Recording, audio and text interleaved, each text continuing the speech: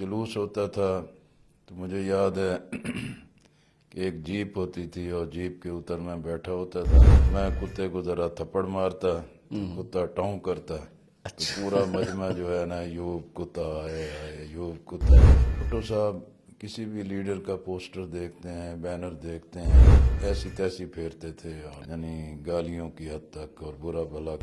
اگر آج ہم ایک ایسے منشور کو قوم کے سامنے پیش کر رہے ہیں جس میں ہمارا دعویٰ ہے کہ حل صرف جماعت اسلامی، ہم اسلامی خوشحال مستحکم پاکستان بنانا چاہتے ہیں، تو یہ محض ہمارا دعویٰ نہیں ہے.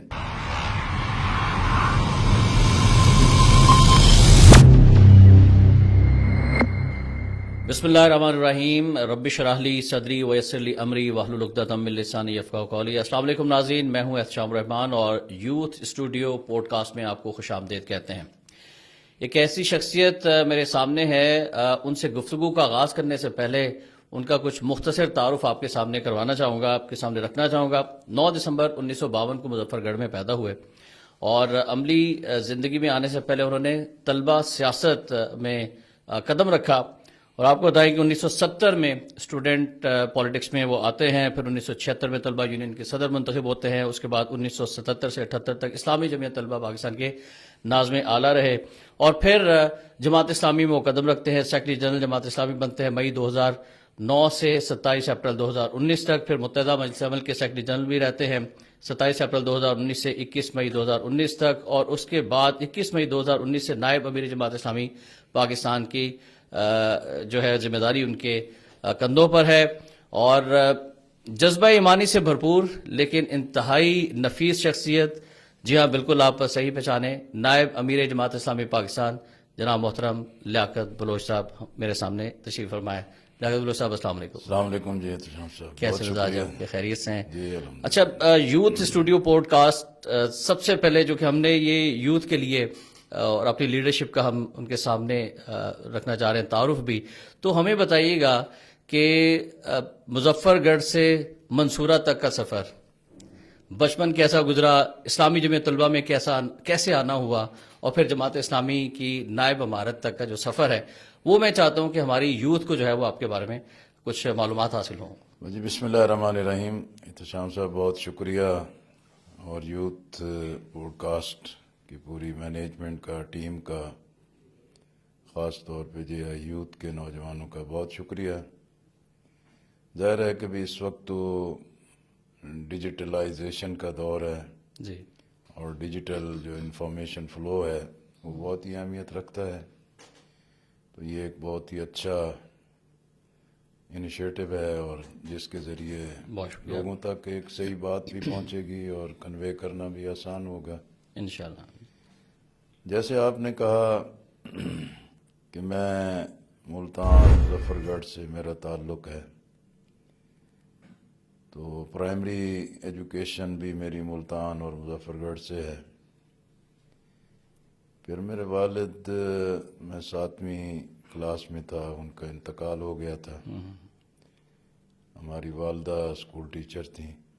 ہمارے خاندان کے جو سربراہ تھے تایا، وہ ایک سینئر ہیڈ ماسٹر تھے. جی، اس وجہ سے پھر ملتان بھی، مظفر گڑھ بھی، لیا میں بھی اسکولنگ ہوئی. پھر کالج میں ملتان میں ایمرسن کالج تھا، وہاں میرا ایڈمیشن ہوا. صحیح. لیکن ولایت حسین اسلامیہ کالج سے مجھے اسکالرشپ اچھا مل گیا، اچھا، ماشاءاللہ. تو پھر میں وہاں پڑھ رہا تھا. پھر جمعیت میں آ گئے. جمعیت میں کیسا آنا ہوا؟ تو 1968 میں ابھی اب میٹرک میں ہی تھا میں، تو ایوب خان کے خلاف موومنٹ تھی اور روزانہ بڑے جلوس ہوتے تھے.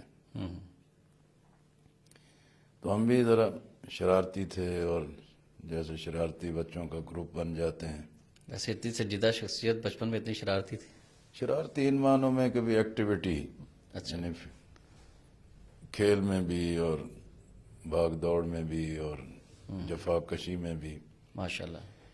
تو اس میں جو جلوس ہوتا تھا تو مجھے یاد ہے کہ ایک جیپ ہوتی تھی اور جیپ کے اوپر میں بیٹھا ہوتا تھا اور میں نے کتا پکڑا ہوتا تھا. اچھا ٹھیک.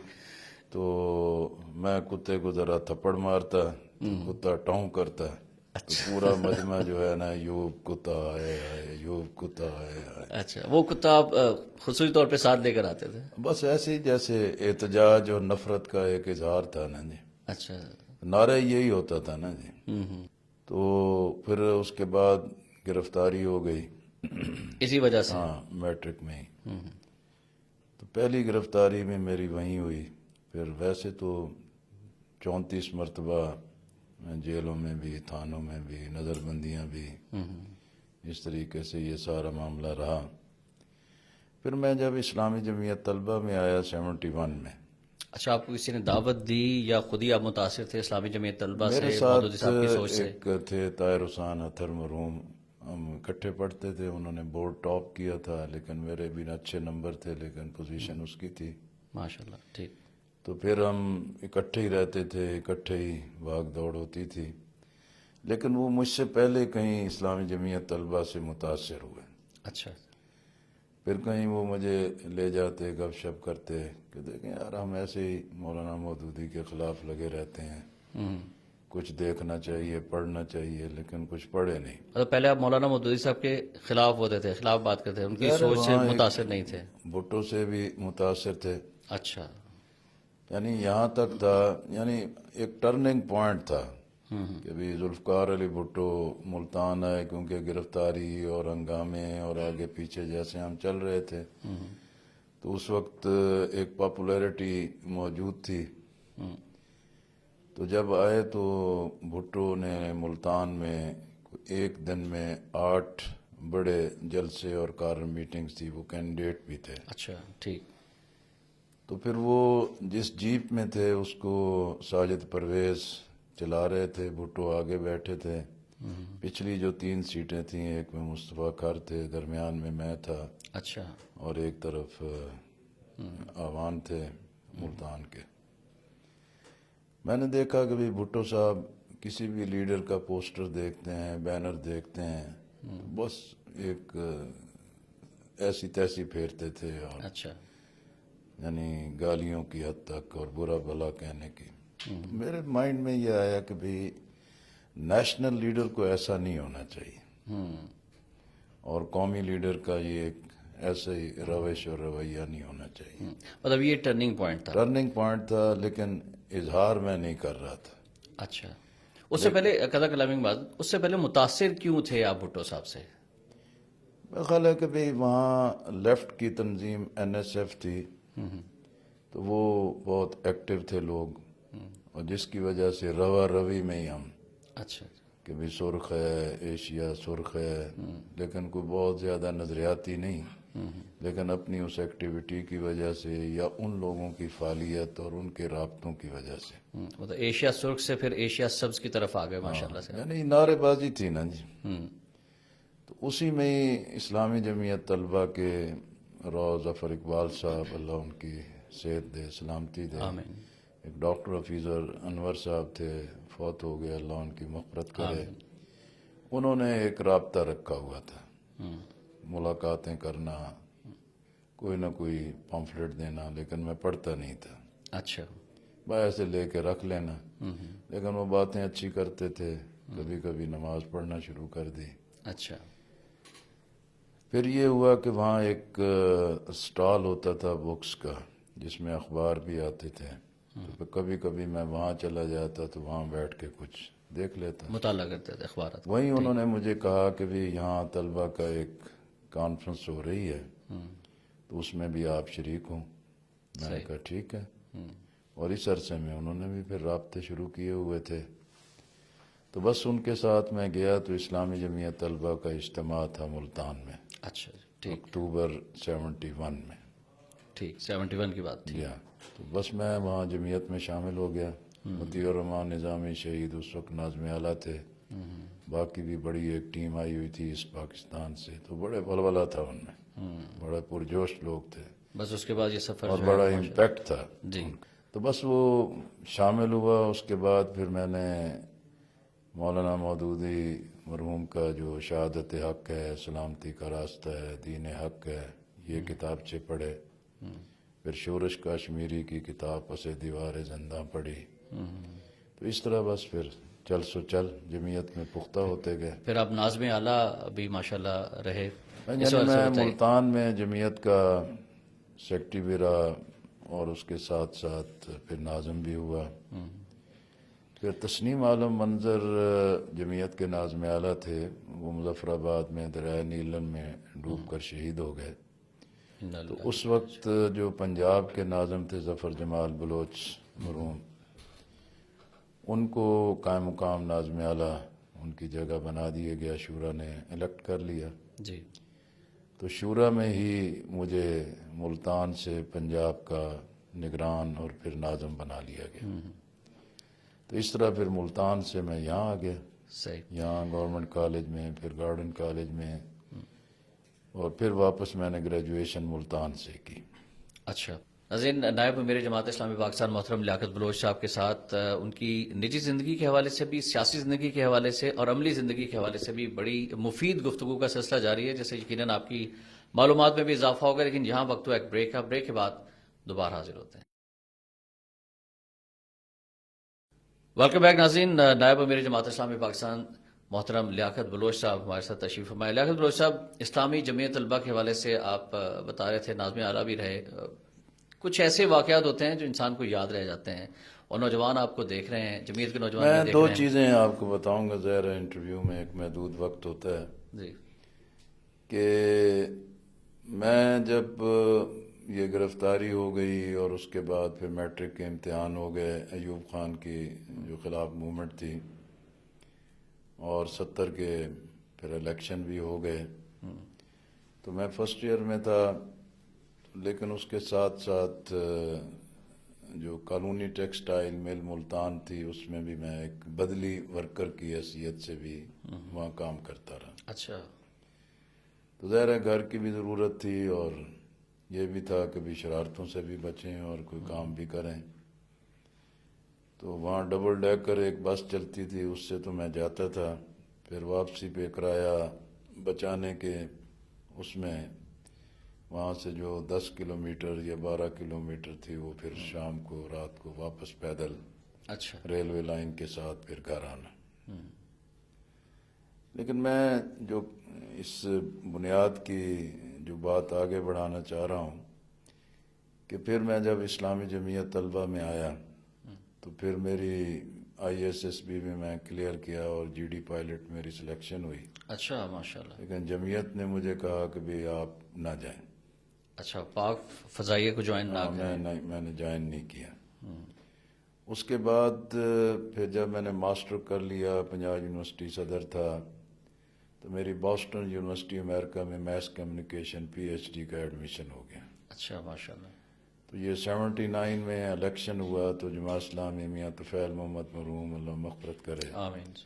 انہوں نے اناؤنس کیا کہ میں لاہور سے قومی اسمبلی کا جماعت کا کینڈیڈیٹ ہوں گا. تو اس طرح مجھے وہاں سے بھی روک دیا کہ میں وہاں نہ جاؤں. اچھا، امریکہ بھی نہیں جانے دیا. وہاں بھی نہ میں گیا. وہ بھی پہلے جمعیت کا حکم آیا، اب جماعت کا حکم آیا، وہ الیکشن بھی نہ ہوا. اچھا. ٹھیک. تو بہرحال مطلب آپ کی خواہش تھی کہ آپ امریکہ چلے جائیں. جی ہاں.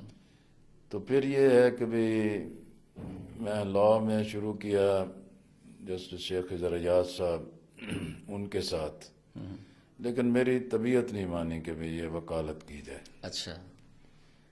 تو پھر اپنا ایک پرنٹنگ پریس بزنس شروع کیا. اچھا ماشاءاللہ. لاہور میں.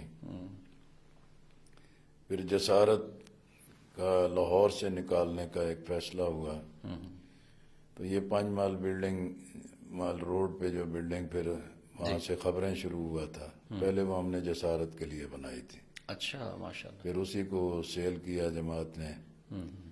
اور مزے کی بات تھی کہ بھی ضیاء شاہد صاحب کے بارے میں جب ہمارا سودا ہوا تو سب نے کہا کہ بھی کہاں پیسے ملنے ہیں صحافیوں سے. اچھا. لیکن انہوں نے جو چیک جن تاریخوں کے دیے بالکل اس کے مطابق وہ کیش ہو گئے. اچھا، یہ تو بڑا معجزہ تھا. بڑا معجزہ تھا. خیر اس کے بعد پھر لاہور جماعت میں رہا، سیکٹری بھی رہا، امیر بھی رہا. پھر یہاں انتخاب ہوئے 85 میں. جی. تو میں صوبائی اسمبلی کا کینڈیڈیٹ ڈکلیئر ہوا، لیکن میں ابھی مہم میں تھا تو رات کو ایک آئے تو پتہ چلا کہ مجھے آپ قومی اسمبلی کا کینڈیڈیٹ بنا دیا گیا. اچھا ٹھیک. خیر ورکرز نے بہت محنت کی, جاگیرداروں اور برادریوں اور دھڑوں کے ساتھ مقابلہ تھا, لیکن اللہ نے کامیابی دی. الحمدللہ. پھر اس کے بعد اس طرح 3 بار آپ رکن قومی اسمبلی رہے. میں 85 میں ہوا, پھر 88 میں جیت گیا, لیکن ہمارا رزلٹ اس وقت چینج کر دیا گیا, دھاندلی کی گئی. صحیح. پھر 90 میں, پھر 2002 میں جیتے. عملاً تو 4 دفعہ جیتے ہیں, لیکن ریکارڈ پہ ہم 3 دفعہ ہیں. اچھا, موجودہ الیکشن کے حوالے سے بات کرنے سے میں پہلے بس یہ اپنی بات کو جی پلیز معذرت. ایک چیز کہ اس کے بعد پھر 90 میں جب میں ممبر قومی اسمبلی بنا, اس کے دوران ہی ایک ہمارا ڈیلیگیشن گیا وزیر خارجہ کی سربراہی میں, سردار آصف احمد علی مرحوم جی کے ساتھ ہم گئے, اور سینٹرل ایشیا کی تمام ریاستوں میں ہم گئے. وہ آزاد ہوئی تھیں, جی اور پہلا ایک بریک تھرو تھا, اور پہلا ایک پارلیمنٹری ڈیلیگیشن تھا. ہم ساری اسٹیٹس کی وزٹ کر کے ماسکو پہنچے تو سردار صاحب کی طبیعت کچھ خراب ہو گئی. انہوں نے خیر ڈکلیئر کیا کہ بھی وفد کی سربراہی لیاقت بلوچ کریں گے. پھر ماسکو میں جتنی بھی حکومتی یا آفیشل جتنے بھی تھے پروگرام, ان کو میں نے لیڈ کیا.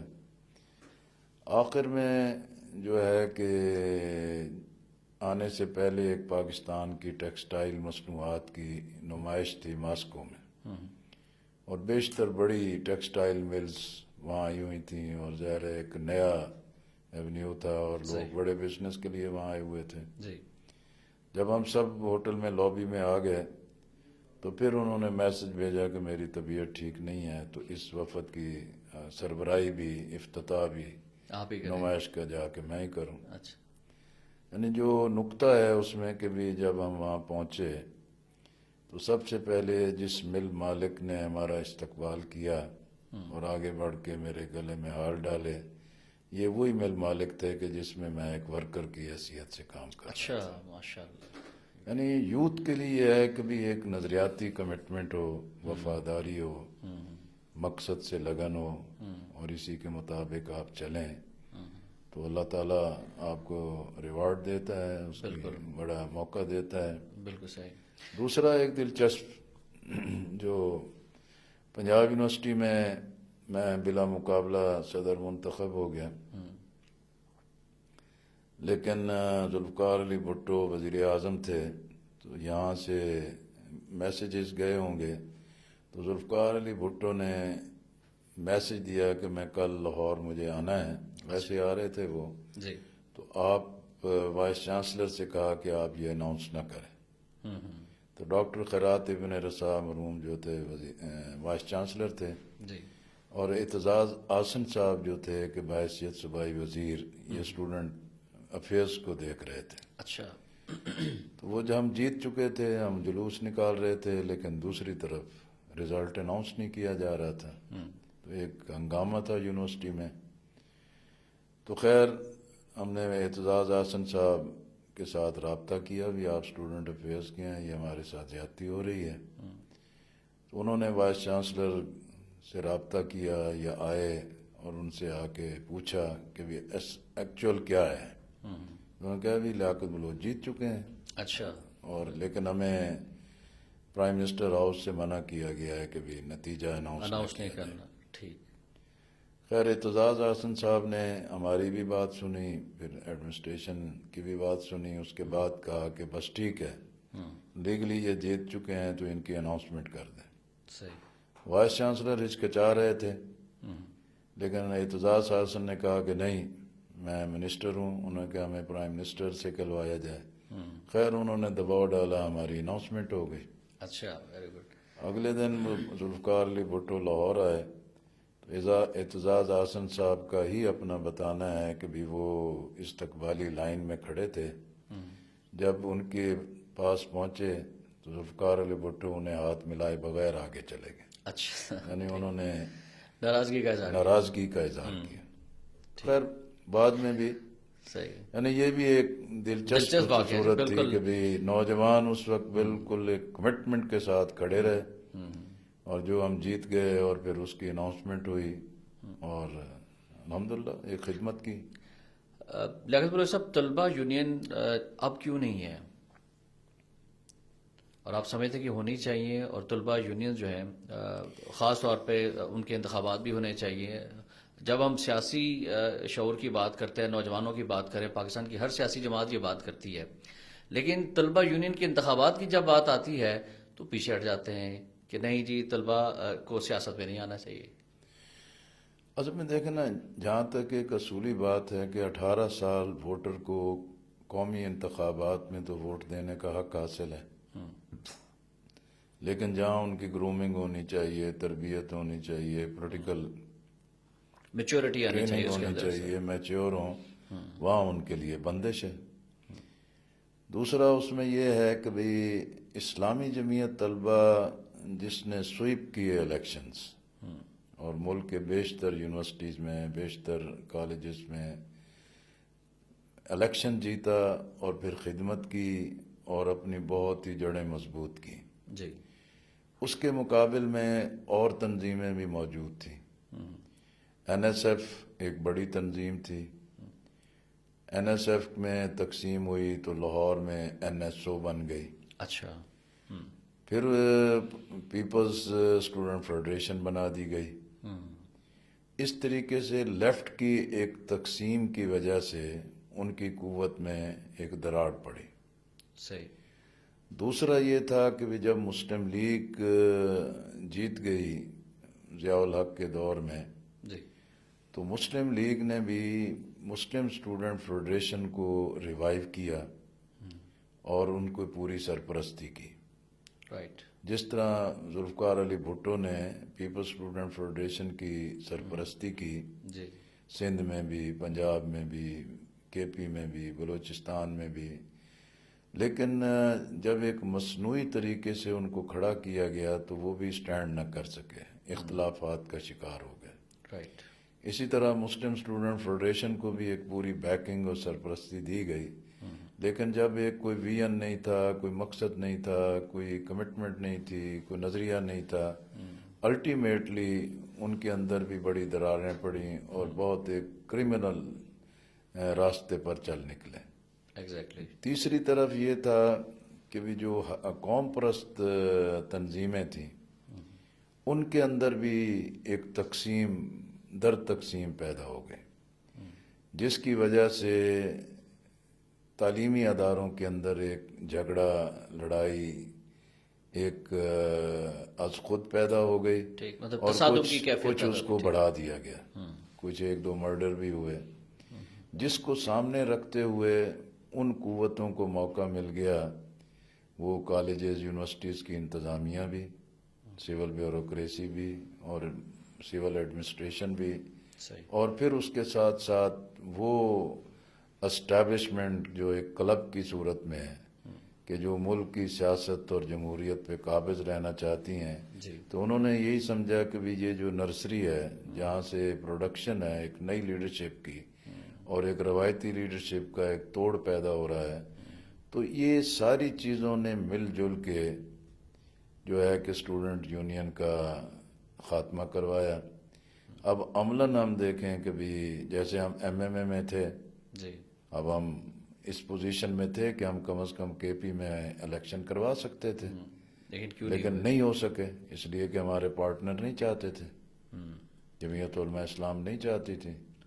صحیح. اسی طریقے سے اور وہ خوف زدہ تھے لیاقت بلوچ صاحب کہ اسٹوڈنٹس پالیٹکس سے خوف زدہ ہیں، یہ سیاسی جماعتیں اور دیگر دینی جماعتیں. غلط دونوں چیزیں ہیں، خوف زدگی بھی ہے، پھر ان کی اپنی کوئی بیس نہیں ہے اور وہ سمجھتے ہیں کہ بھئی یہ اسلامی جمعیت طلبہ کو براہ راست فائدہ ہوگا اور الٹیمیٹلی اس کو جماعت اسلامی کا فائدہ ہوگا. اس لیے اس دور حسد میں جو ہے اچھا. وہ طلبہ کے حق پہ ڈاکہ مفادات مارا کا حق پہ ڈاکہ ہے یا ان کے جمہوری حق کا خون کیا گیا.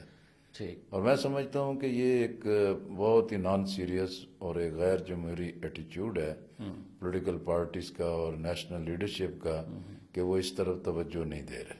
اگر انشاءاللہ جماعت اسلامی جو کہ اس مرتبہ آئی تھنک کہ مور دین 85% انہوں نے کینڈیڈیٹس اپنے اتارے ہیں اور ترازو کے نشان پہ انتخابات لڑنے جا رہے ہیں. اگر آپ انتخابات جی جاتے ہیں تو اسٹوڈنٹ یونین بحال ہو جائے گی؟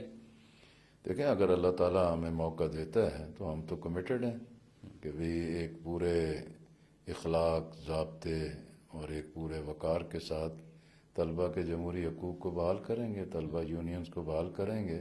ہماری ایک سوچی سمجھی رائے ہے کہ طلبہ یونینز ہی طلبہ کی ایک سیاسی جمہوری تربیت بھی کر سکتی ہے اور اس سے پاکستان کو ایک بہتر لیڈرشپ بھی بن سکتی ہے. ہم کمیٹڈ ہیں انشاءاللہ. اچھا، آپ بھی ماشاءاللہ آج ہمیں میرے لیے اعزاز کی بات ہے کہ نائب امیر جماعت اسلامی میرے سامنے ہیں، ان سے گفتگو ہو رہی ہے.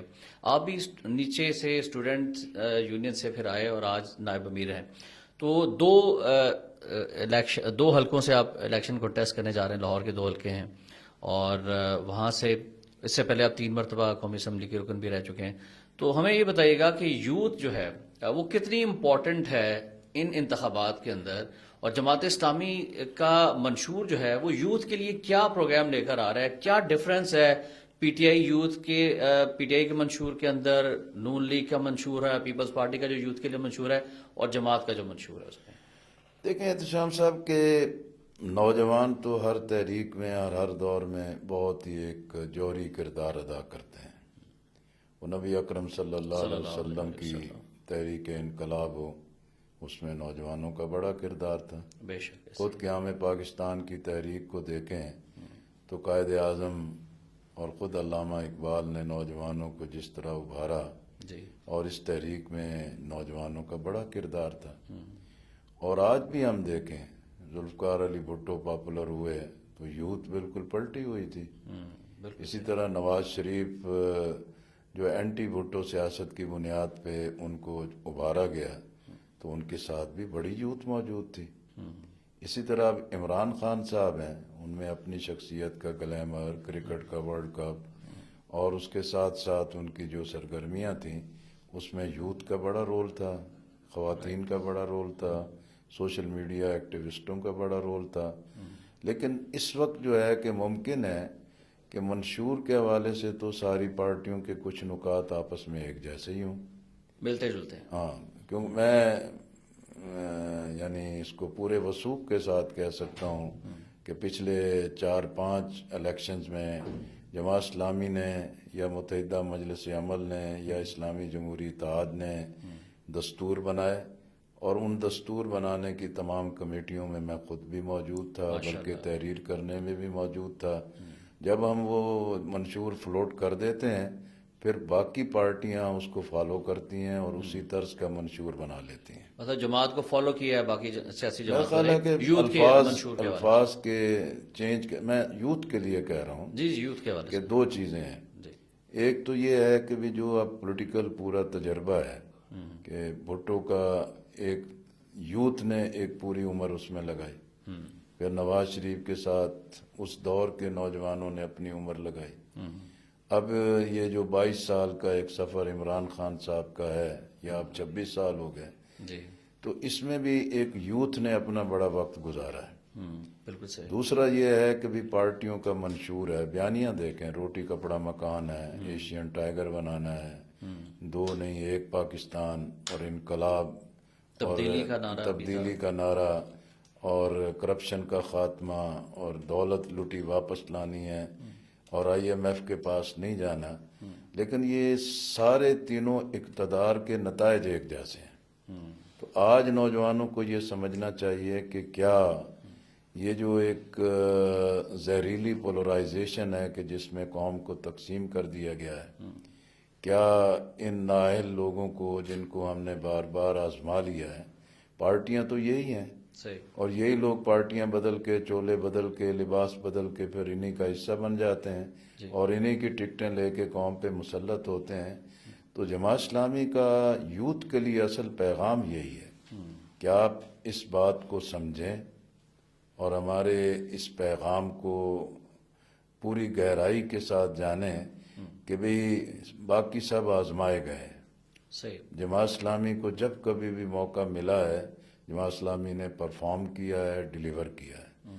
اگر آج ہم ایک ایسے منشور کو قوم کے سامنے پیش کر رہے ہیں جس میں ہمارا دعویٰ ہے کہ حال صرف جماعت اسلامی، ہم اسلامی خوشحال مستحکم پاکستان بنانا چاہتے ہیں، تو یہ محض ہمارا دعویٰ نہیں ہے، اصل اس کے لیے ہماری پوری ٹیم ہے، پوری تیاری ہے، ہمارے ریسرچ ادارے ہیں، ہمارے ورکنگ گروپس ہیں، ہم نے تمام سیکٹرز کے لیے اپنی پالیسیز پہلے ہی اناؤنس کی ہے، اور اس کے ساتھ اس کی امپلیمنٹیشن کے لیے ہمارا پورا ایک نیٹ ورک موجود ہے۔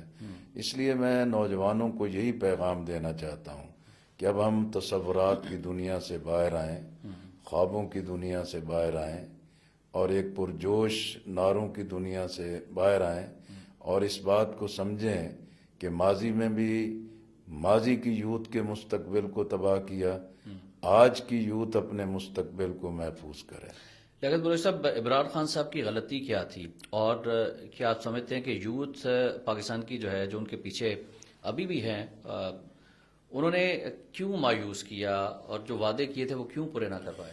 اب آپ دیکھیں نا جی کہ عمران خان صاحب کی جیت تو یہی ہے نا کہ بھی انہوں نے پنجاب جیت لیا، کے پی میں 2 دفعہ ان کو حکومت چلانے کا موقع مل گیا، وفاق میں ان کو حکومت مل گئی، بلوچستان میں وہ باپ پارٹی کے ساتھ میجر شیئر ہولڈر تھے، جی، آزاد کشمیر میں حکومت مل گئی، گلگت بلتستان میں حکومت مل گئی۔ اب ظاہر ہے کہ ماضی میں بھی حکومتیں رہی ہیں، اگر ہم ان کے طویل مدت کے دورانیہ کا تجزیہ کریں گے تو اس کا احتساب اور طرح ہے، لیکن ان کے مقابلے میں عمران خان صاحب کو جتنا بھی موقع ملا ہے، کم دورانیہ کا ہو صحیح، لیکن تجزیہ تو ہوگا، انہیں موقع دیا گیا، ہر طریقے سے دیا گیا، اسٹیبلشمنٹ پوری طرح ساتھ تھی، ایک پیج پہ تھے، خود خان صاحب دعویٰ کرتے تھے کہ حکم تو میرا چلتا ہے۔ تو اس لیے میں سمجھتا ہوں کہ یوتھ کو اس آسپیکٹ کو اپنے پیش نظر رکھنا چاہیے کہ ان سارے دعووں کے ساتھ عمران خان صاحب نے ڈیلیور کیا کیا ہے، قوم کو دیا کیا ہے۔ صحیح، اگر کل قرضے تھے، آج قرضے اور بڑھ گئے ہیں، کل کرپشن تھی، آج کرپشن اور بڑھ گئی ہے، آئی ایم ایف کا شکنجہ پہلے بھی تھا، آج آئی ایم ایف کی بدترین شرائط اور بڑھ گئی ہیں، تھانہ کلچر پہلے بھی تباہ تھا، انصاف پہلے بھی بکتا تھا، عدالتوں کی پہلے بھی بری حالت تھی، اور سماج کے اندر ایک ناانصافی پہلے بھی موجود تھی، اور اس دور میں بھی موجود رہی۔ میں نہیں کہتا کہ بھی ہر چیز کو ٹھیک ہو جانا چاہیے تھا، 100% ٹھیک ہو جانا چاہیے تھا، ایک طویل مدت کی جو بیماری لگی ہوئی ہے اس کو وقت لگے گا، لیکن کم از کم یہ تو پتہ چلے نا کہ بھی اس ڈائریکشن میں کہاں بڑھے ہیں، کس جگہ اس میں سے اچیومنٹ ہو سکتی تھی۔ سب سے بڑی میں سمجھتا ہوں کہ ناکامی یہی ہے کہ اب آپ دیکھیں کہ پنجاب ہے، اتنا بڑا صوبہ ہے، یہاں عثمان بزدار کو لگا دیا، مطلب یہ ان کی سب سے بڑی مسٹیک تھی آپ کے خیال میں؟ یعنی کہ بھی وسیم اکرم پلس ان کو ڈکلیئر کرتے رہے، آج وہ وسیم اکرم پلس وہ عثمان بزدار، اس کی کارکردگی کہاں ہے؟ محمود خان کو وہاں پہلے پرویز خٹک کو بنا دیا وزیر اعلیٰ، جی، اور پھر محمود خان صاحب کو بنا دیا، جن کے بارے میں وہ کہتے تھے کہ نہیں میں براہ راست ہر چیز کو لے کے چل رہا ہوں، لیکن جو دونوں وزرائے اعلیٰ کہاں ہیں جو ان کے اپنے چناؤ کے ایک ٹاپ پرائرٹی تھی ان کی۔ صحیح۔ لیاقت بلوچ صاحب، 9 مئی کو جو کچھ ہوا اور 9 مئی کے بعد جو کچھ ہوا، اس کو آپ کس طرح سے الیبوریٹ کریں گے؟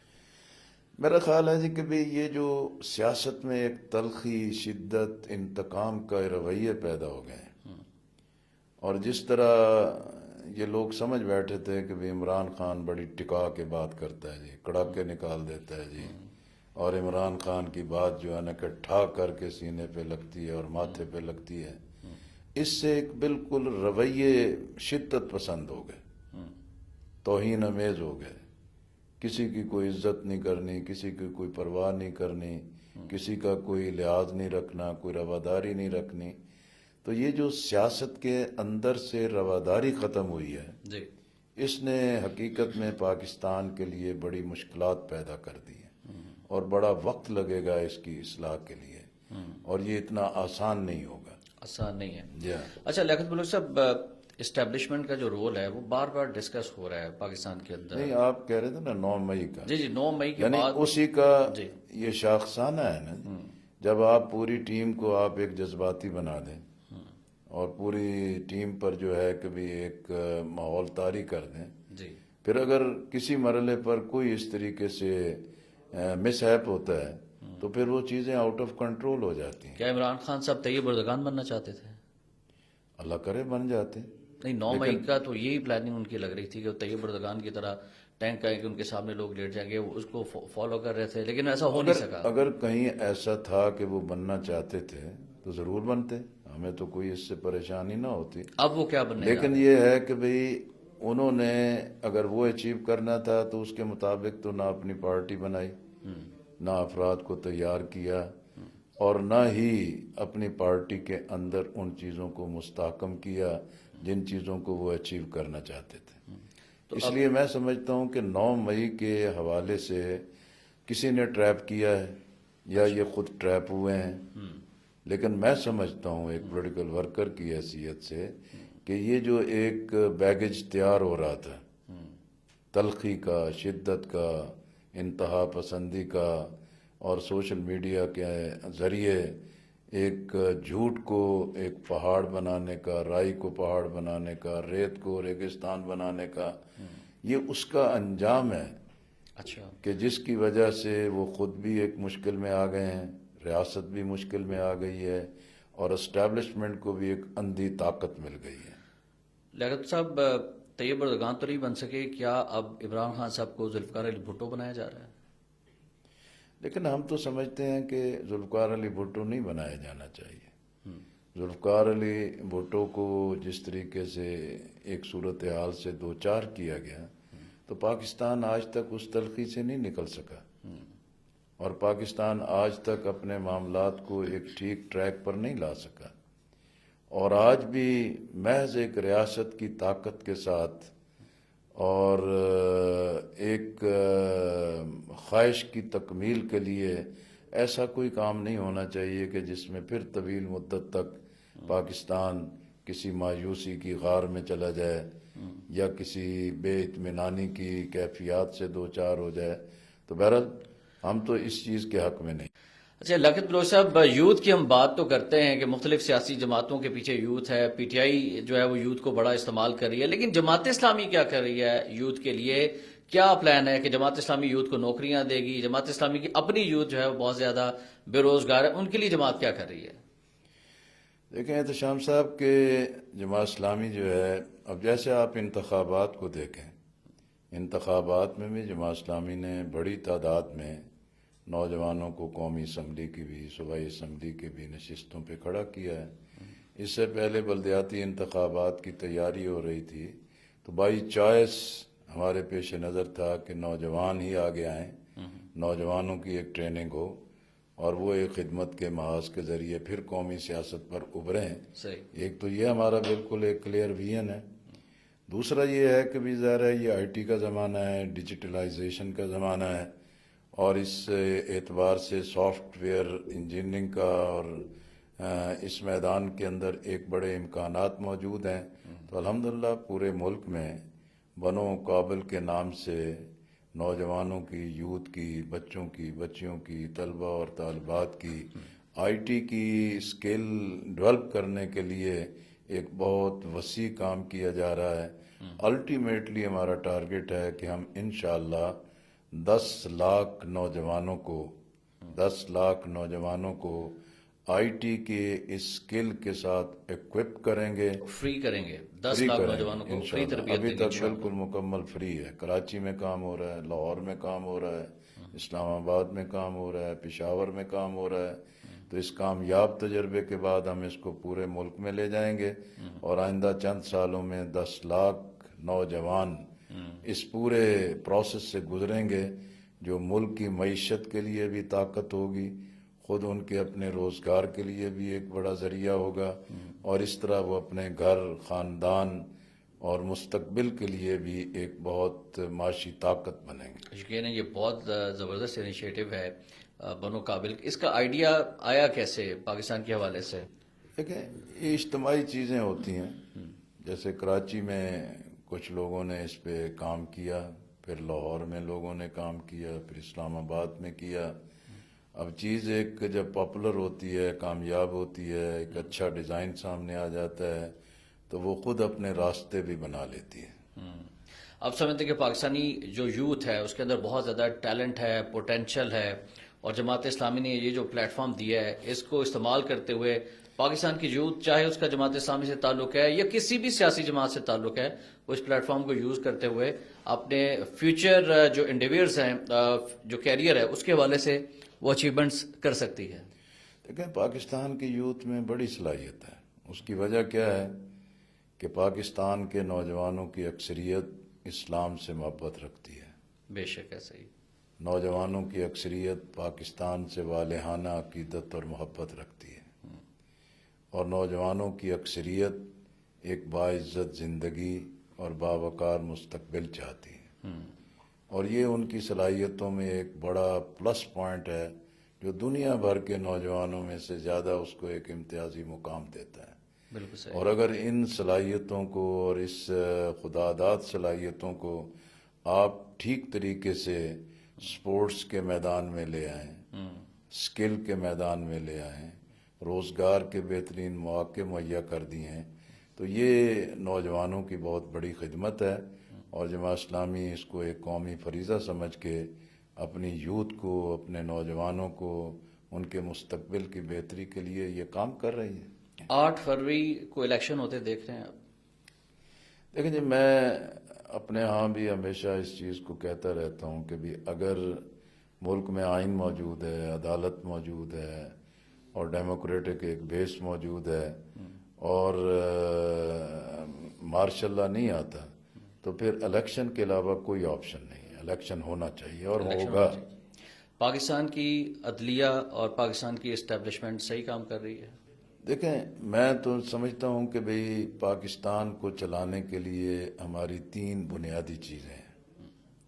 ایک تو تحریک پاکستان کا وہ سلوگن ہے کہ جس کے تحت ہم نے آزادی حاصل کی کہ ہم اس کو اسلامی ماڈل ریاست اور فلاحی ریاست بنائیں گے. صحیح.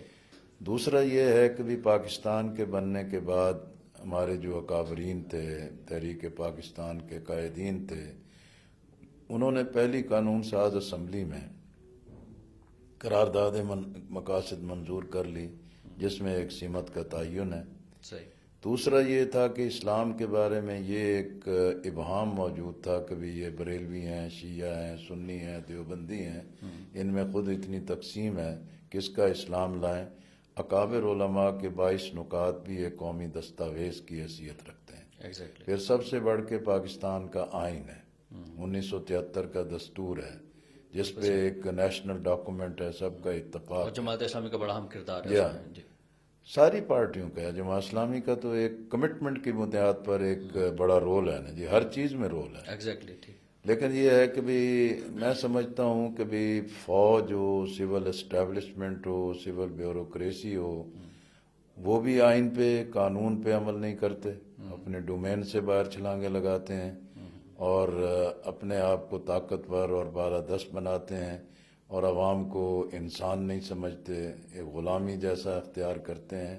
تو میں تو مطمئن نہیں ہوں، اس لیے کہ وائلیشنز وہاں بھی ہوتی ہیں، آئین کو بھی جو ہے کہ بائی پاس کیا جاتا ہے. آپ سمجھتے ہیں قدر خرابی کی لیکن اس میں یہ ہے کہ اس خرابی کا حصہ دار سیاستدان بھی ہیں، سیاسی جماعتیں بھی ہیں، رائٹ. کہ جن کے خود اپنے اندر جمہوریت نہیں ہے، خود اپنے دستور پر عمل کرنے کو تیار نہیں ہے، خود آئین کے ہوئے روح کے مطابق کام کرنے کو تیار نہیں ہے.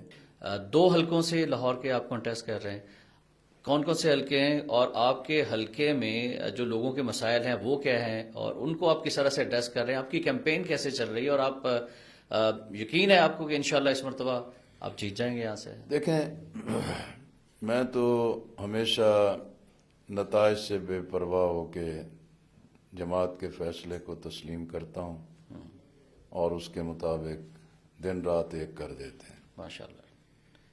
ابھی بھی میری کمپین کا وہی سٹائل ہے جو 1985 میں تھا کہ صبح فجر کے بعد سے لے کے رات 11 بجے تک ہم مسلسل کنٹینیوسلی کام کرتے ہیں اور دن میں کوئی 17-18 کارنر میٹنگز، پروگرامات، 5 مساجد میں نمازیں، 5 مساجد میں نمازوں کے بعد وہاں خطاب بھی کرنا ماشاءاللہ. اور مختلف کارنر میٹنگز میں جانا، مارکیٹس میں جانا. تو اس اعتبار سے یہ تو ہمارا ایک سلسلہ جاری ہے. دوسرا یہ ہے کہ بھی اس دفعہ جماعت اسلامی کے ورکر کے اندر بھی ایک بہت اچھا جذبہ ہے کہ وہ جماعت کی پالیسی سے ہم آنگ ہے. الحمدللہ. تراز و نشان نے ان میں ایک جذبہ پیدا کیا ہے. صحیح. پھر جماعت کی جو سٹینڈنگ ہے، جو ہم نے مہنگائی کے مسئلے پہ بہت بڑے مظاہرے کیے ہیں، دھرنے دیے ہیں. بالکل صحیح. پھر کشمیر کے مسئلے پر بھی ہمارا موقف دو ٹوک ہے. فلسطین پھر کے مسئلے فلسطین ہے، غزہ ہے، بیت المقدس ہے، ارض انبیاء اور ان مظلوموں کے ساتھ جس کمٹمنٹ کے ساتھ کھڑے ہوئے ہیں. تیسرا یہ ہے کہ بھی جو خدمت کے میدان میں جماعت کے رضاکاروں اور الخدمت فاؤنڈیشن کی جو ایک بہت بڑی ساکھ ہے اور ہر جگہ جو ہے کہ لوگ اس کو ڈسکس کرتے ہیں.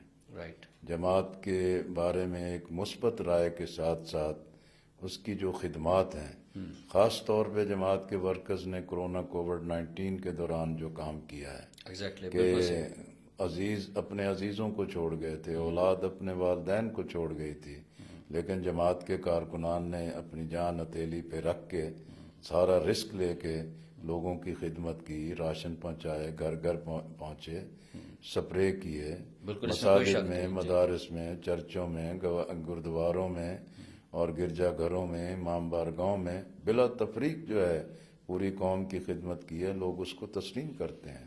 سیلاب میں جس طریقے سے ایک بڑا کام کیا گیا ہے، اس کو سب ریکگنائز کرتے ہیں. صحیح. اسی طرح اس وقت فلسطینیوں کے ساتھ غزہ کے مسلمانوں سے جو مدد اور ان کے بارے میں جو ایک موقف ہم نے اختیار کیا ہے، تو اس میں آج کی یوتھ اس سے آشنا بھی ہے. بالکل صحیح. بڑے کامیاب ملین مارچز ہوئے ہیں. جی. بچے آشنا ہیں. بچے کو پیپسی پیش کریں کہ no, exactly. It is blood of Palestine. بالکل. یعنی یہ ایک شعور پیدا ہوا ہے. بالکل تو صحیح. اس لیے میں سمجھتا ہوں کہ یہ تمام چیزیں جو ہیں اس وقت جماعت اسلامی کے لیے پلس ہیں.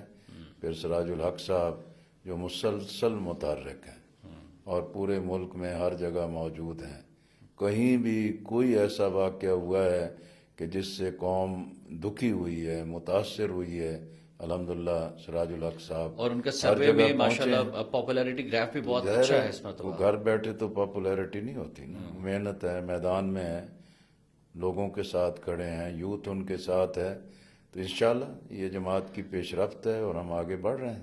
اچھا، ایک تاثر عام یہ ہے کہ پاکستان کے اندر جو ہے پاکستان مسلم لیگ نون کے لیے راستے ہموار کیے جا رہے ہیں چوتھی مرتبہ اقتدار کے لیے، اور سارے جو 2 سال پی ڈی ایم کے تھے اس کے بعد ابھی ہم نے دیکھا. تو کیا یہ تاثر جو ہے وہ واقعی درست ہے اور نواز شریف صاحب چوتھی مرتبہ وزیر اعظم بننے جا رہے ہیں؟ اور اگر وہ وزیر اعظم بنتے ہیں، جماعت کے پاس نشستیں آتی ہیں، تو اس کے بعد جماعت کیا ان سے الائنس کرے گی؟ ایک تو ہے نا جی کہ انتخابات اور اس کے نتائج کے بعد بالکل ایک ڈفرینٹ صورتحال پیدا ہوتی ہے. اب جیسے آپ دیکھیں کہ لوگوں میں تاثر ہے کہ جماعت اسلامی اور پی ٹی آئی اتحادی تھے. ہمارا کبھی بھی اتحاد نہیں تھا. لیکن خیبر پختونخوا میں ایک ایسی سچویشن پیدا ہوئی کہ وہاں کسی کے پاس بھی اکثریت نہیں تھی. جی. اور جماعت اسلامی کے سامنے کئی آپشنز تھے. ہم نے اس بہتر آپشن کو اڈاپٹ کیا کہ بھی اگر 2 جماعتیں مل کے ایک حکومت بنا لیتی ہیں تو یہ صوبے کی خدمت ہوگی. تو اس لیے یہ حکومت سازی کی حد تک ایک پارٹنرشپ تھی. یہ پارٹیوں کی حد تک کوئی اتحاد نہیں تھا. صحیح. ٹھیک.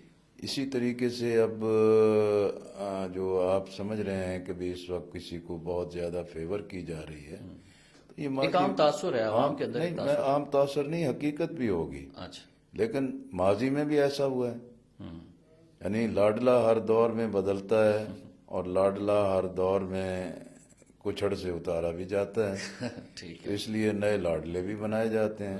لیکن میں آپ سے جماعت اسلامی کیوں نہیں لاڈلی بنتی؟ میں آپ سے عرض کروں کہ بھئی ضیاء الحق ماشاء اللہ اور بڑا طاقتور ماشاء اللہ تھا. لیکن جب ہم 85 میں بنے تو وہ خواجہ صفدر مرحوم کو جو ہے کہ اسپیکر بنانا چاہتے تھے. ہم نئے لوگ گئے تھے، ہم نے زبردست مہم چلائی اور سید فخر امام کو اسپیکر بنایا. صحیح. اور ملٹری اسٹیبلشمنٹ ہار گئی. اسی طرح آپ دیکھیں کہ مشرف نے مسلم لیگ کاف کو اسی طرح لاڈلا بنایا. لیکن الیکشن ہوئے وہ سادہ اکثریت بھی نہیں حاصل کر سکے. بالکل صحیح. اس وقت بھی سچویشن اسی طرح کی ہے.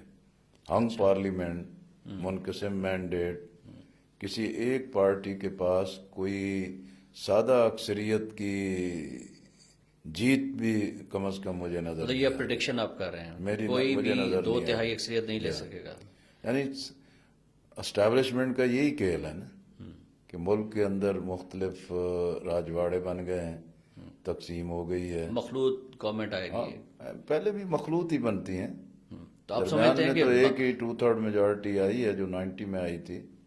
बांग्लादेश मॉडल को फॉलो तो नहीं पाकिस्तान में किया जा रहा? बांग्लादेश के अंदर जमात इस्लामी पर पाबंदियां लगी और खालिदा जियाद को साइड पर लगाने के बाद हसीना वाजिद साहिबा जो है वो इलेक्ट हो जाती हैं और कहती है कि मेरी 2/3 है, फिर अमेरिका उसको तस्लीम नहीं करता। बांग्लादेश में तो अमलन जो है कि जनरल ज़ियाउर रहमान जो थे, फिर उनकी BNP जो पार्टी थी, उसके बाद से जिस तरह इंडिया ने मशरकी पाकिस्तान को बांग्लादेश बनाने के लिए एक कू किया, मुदाखलत की और बराह रास्त अपनी सारी ताकत इस्तेमाल की, और जब शेख मुजीबुर रहमान भी ना बच पाए और अपनी ही कौम ने उनको एक अंजाम से दो चार किया, जी फिर उसके बाद अवामी लीग जो है, उसके बाद जातीय पार्टी जीत गई, फिर BNP जीत गई, फिर एक अलायंस जीत गया। बिल्कुल सही। तो अवामी लीग को असर नौ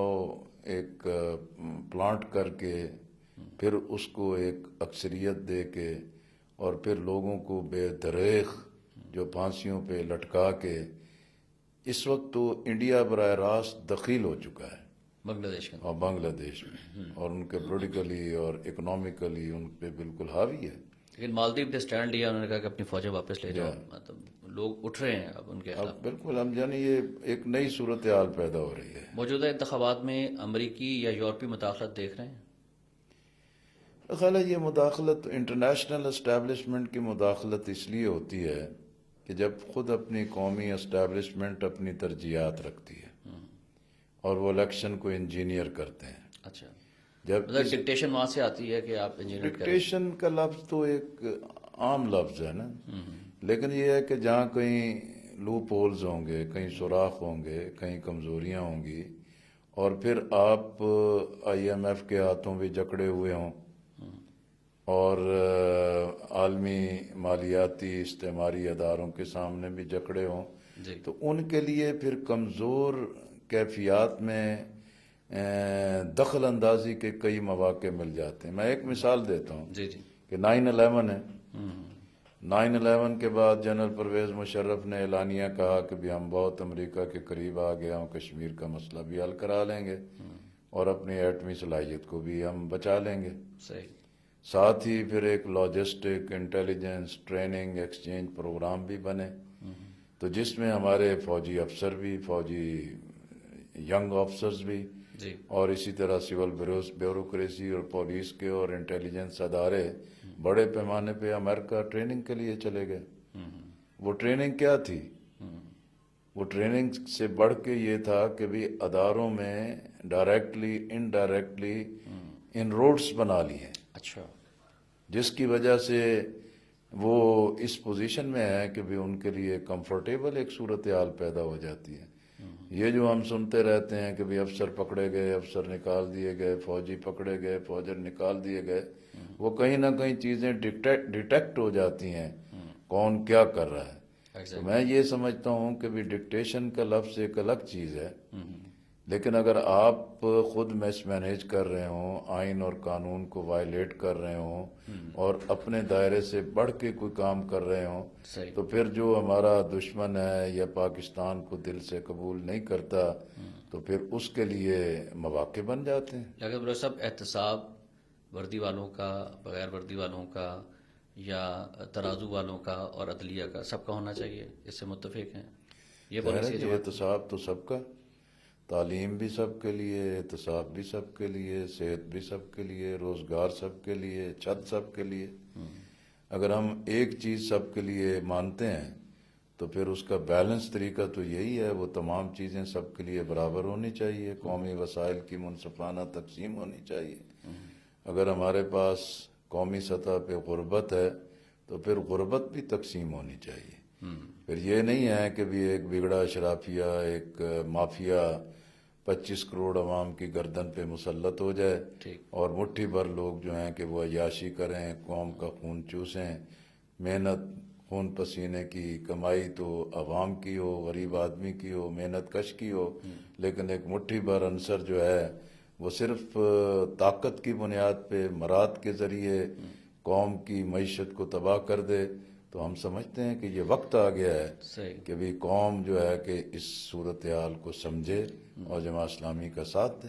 اپنے ووٹرز کو، حلقے کے لوگوں کو اور پورے پاکستان کے جو جماعت اسلامی کے کارکنان ہیں، بالخصوص یوتھ کے اس پلیٹ فارم سے کیا میسج آخر میں آپ؟ دیکھیں 2024 کا الیکشن اس اعتبار سے بہت اہم ہے کہ 2013 اور 2018 کا الیکشن بھی متنازع رہا، دھاندلی زدہ رہا، جس سے پاکستان میں استحکام نہیں آ سکا. صحیح.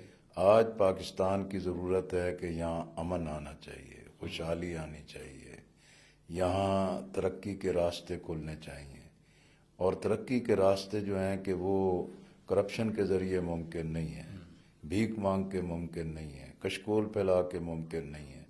یہ امانت، دیانت، اہلیت، خود انحصاری، اپنی قوم، اپنے وسائل، اپنے جوانوں پر اعتماد کے ذریعے ممکن ہے. صحیح. تو میں ملک کے نوجوانوں سے بھی کہتا ہوں، پاکستان کی خواتین اور بیٹیوں سے بھی کہتا ہوں، اور اسی طرح پاکستان کے تمام ووٹرز سے کہتا ہوں کہ ماضی کی تمام چیزوں کو بھی سامنے رکھیں اور اس کو کھیل تماشا نہ سمجھیں، اس کو ایک وقتی گل گپاڑا نہ سمجھیں یا محض ایک پروپیگنڈا کی بنیاد پر اپنے ذہنوں کو مسخر نہ ہونے دیں، بلکہ حقائق کی بنیاد پر اپنی ووٹ کی طاقت اور اہمیت کو تسلیم کریں. بالکل صحیح. ووٹ گواہی ہے، ووٹ امانت ہے، ووٹ شہادت حق ہے، بے شک. اور اس رائے کو، اس پرچی کو اس طریقے سے استعمال کریں کہ پاکستان حقیقی معنوں میں خوشحالی کی طرف آئے، اسلام کا گہوارہ بنے انشاءاللہ. اور پاکستان عدل و انصاف کا مرکز بنے.